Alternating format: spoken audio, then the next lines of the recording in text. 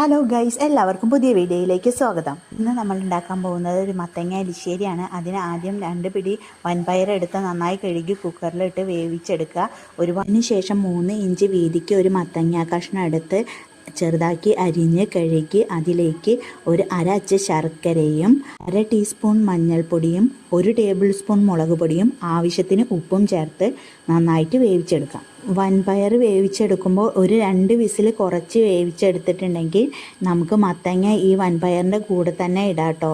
എൻ്റെ കറക്റ്റ് വേവായി പോയി വേവിച്ചപ്പോൾ, അതുകൊണ്ടാണ് ഞാൻ വൻപയർ എടുത്ത് മാറ്റിയിട്ട് മത്തങ്ങ സെപ്പറേറ്റ് വേവിച്ച് ചേർത്തത്. വൻപയർ ഒരുപാട് വെന്ത് കലങ്ങി പോകണ്ട കേട്ടോ.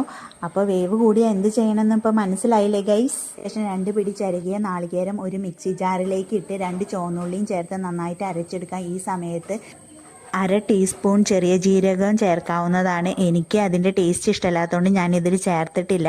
പിന്നെ മത്തങ്ങയും പയറും ഈ അരപ്പും ചേർത്ത് അതിലെ വെള്ളം നന്നായി വറ്റിച്ച് കുറുക്കിയെടുക്കുക. അതിനുശേഷം ഒരു ചീഞ്ചട്ടി എടുത്ത് അത് ചൂടായി വരുമ്പോൾ അതിലേക്ക് വെളിച്ചെണ്ണ ഒഴിച്ച് 1 ടേബിൾ സ്പൂൺ കടുക് ഇട്ട് പൊട്ടിച്ചെടുക്കാം.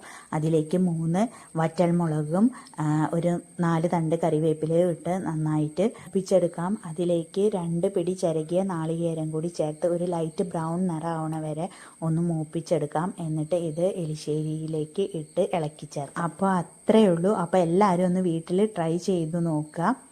ഇഷ്ടപ്പെട്ടാൽ ലൈക്ക് ചെയ്യാനും ഷെയർ ചെയ്യാനും കമൻറ്റ് ചെയ്യാനും സബ്സ്ക്രൈബ് ചെയ്യാനും മറക്കല്ലേ ഗൈസ്. അപ്പോൾ പുതിയ വിശേഷങ്ങളുമായി കാണുന്നവരെ ടേക്ക് കെയർ, ബൈ.